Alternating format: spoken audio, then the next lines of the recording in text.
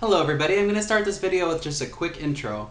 How are you? My name is Michael. I'm going to be offering a few Arabic learning videos, and the videos will be titled similar to what the actual content of the video contains, and then there'll be a number. So if you watch these videos in order, like this will be video number 1, if you watch them in order, you should get a good grasp of beginners and intermediate Arabic.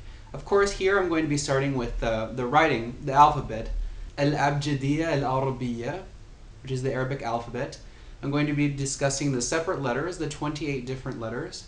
Basically, I realize there are already a lot of Arabic learning videos here on YouTube, but most of those videos are made by native Arabic speakers, and I know there's much value to be had from watching videos from Arabic native speakers. However, I want to give you an entirely fresh and new perspective from someone who is an English native speaker who then transitioned into Arabic. Of course, transitioning from English into Arabic is possibly one of the hardest things you can do in terms of learning a new language, or in terms of any academic pursuit that you'll undertake. I believe Arabic is actually considered by the US State Department as being one of the most difficult languages to transition into. But I'm going to try to make it a little bit easier for you by offering you all the tips that I can offer from a person who is a native English speaker who then formally transitioned into Arabic. I have been formally trained in both Modern Standard Arabic and a few of the different dialects.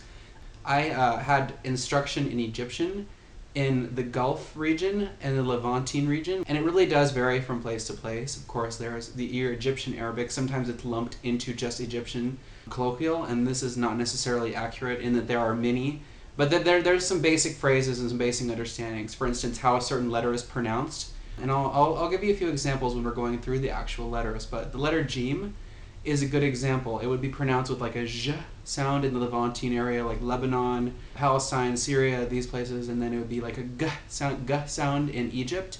A little bit of Jordan, other areas, of course. It doesn't really necessarily doesn't matter where it is, it just matters on the specific speaker. So really you could come across any of these dialects while traveling throughout the region. And then also the Jim would be pronounced more of like a j sound in the Gulf region, like Saudi Arabia, and different countries in that area. So I want to be able to offer you some helpful tips from my perspective in learning the language, and I think it's almost necessary, given how difficult the language is to acquire, to get some perspective from someone who actually just transitioned into the language. So I'll have a lot of really helpful tips, so I urge you to subscribe to my videos so you can keep up with them. And I realize there are not a lot of Arabic learning sources, and it's hard to find good quality information, but I'm going to try to deliver information as accurate as I possibly can, and I'm going to try to be as thorough as possible. So make sure that you have a pad of paper out, you're ready to take some notes. I urge you to go ahead and follow along with me and just practice, have fun. You're not going to get it the first time, so do whatever you'd like. Save this video, watch it over and over. Remember, never ever just listen to one person, because it does really vary. Arabic is a very, very multi-dimensional language with thousands and thousands of different dialects.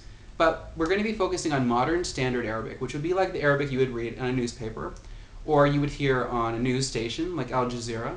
The Modern Standard. So basically anybody, any Arab speaker would be able to understand this type of Arabic, although it's not really an Arabic that would be spoken in daily language.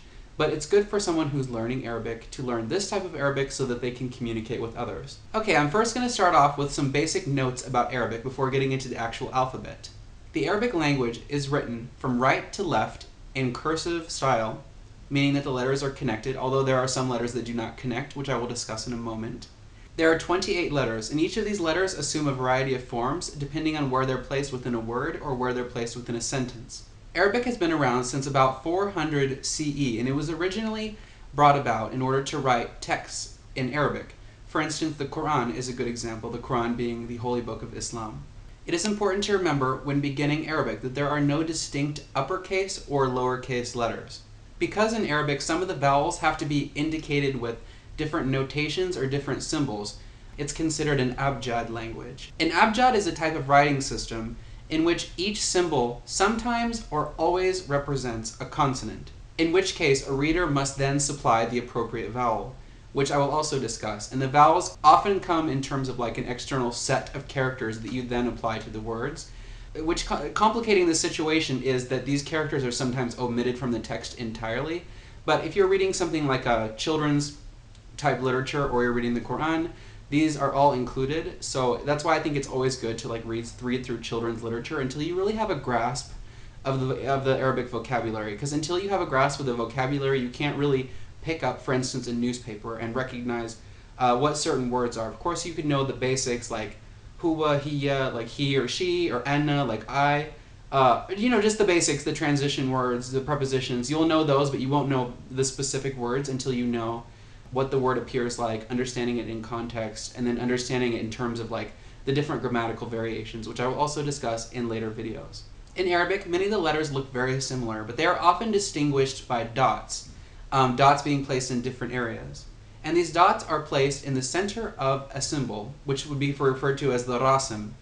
For instance, the letter ba, which is the second letter I'll be discussing, makes sort of like a B sound, a transliterated B sound that you would understand in English. And what this is it looks very similar to the ta in Arabic, which is like a ta, a non-emphatic ta. And the difference is the ba has one dot underneath, whereas the ta has two dots above, but the general starting symbol is essentially the same.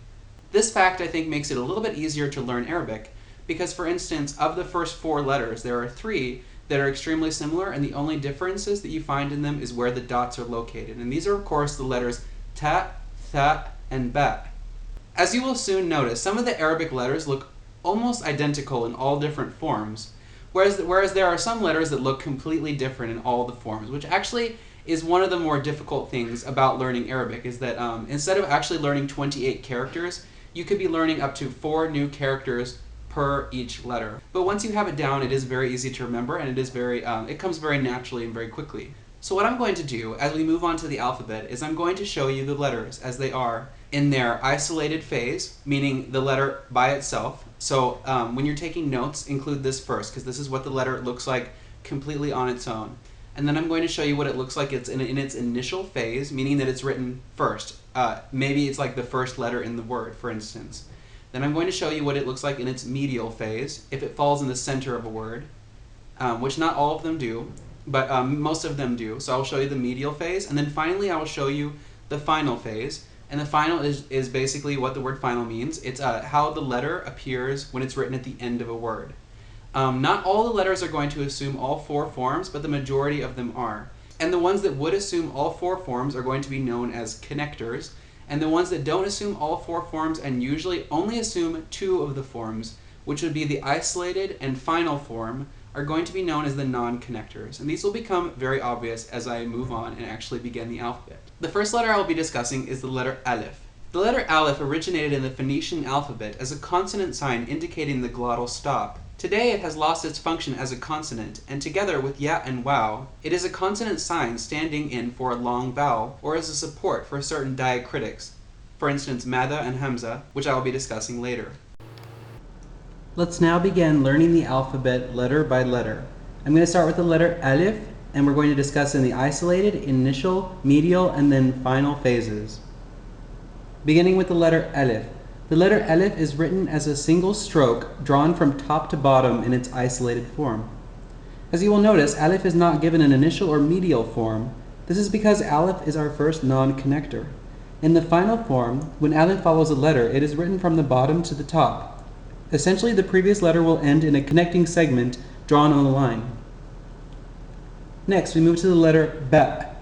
Unlike Aleph, Ba is a connecting letter, which means that it connects to any letter following it in the same word. As you will see, the main portions of the letter, which is the tooth and the dot beneath the body, remain consonant in all 4 shapes.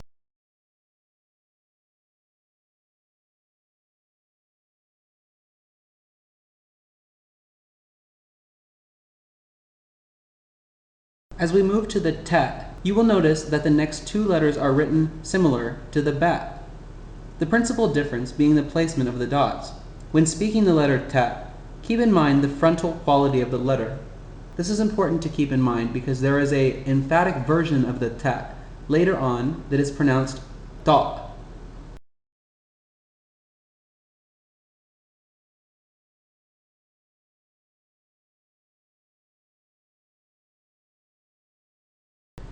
The 4th letter is the Tha. Learn to associate this letter with the TH sound, as in the word 3.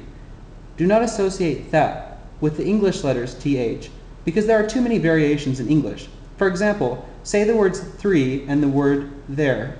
In these two words, the letters T and H function much differently. It is important to remember while reading Arabic that many people, depending on their own handwriting style, will write words much differently.